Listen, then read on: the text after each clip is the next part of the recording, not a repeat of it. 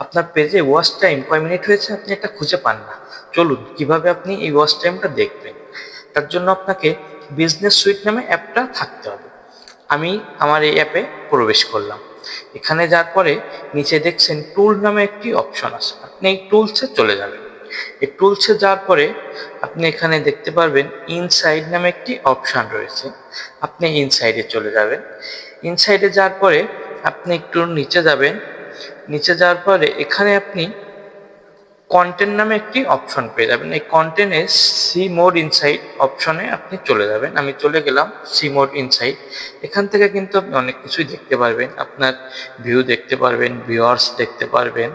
তো এখানে আপনার একটু নিচে চলে যাবেন, আর একটু নিচে যাওয়ার পরে আপনি এখানে দেখতে পারবেন ওয়াচ টাইম। এই যে আমার ওয়াচ টাইম 2 দিন 9 ঘন্টা।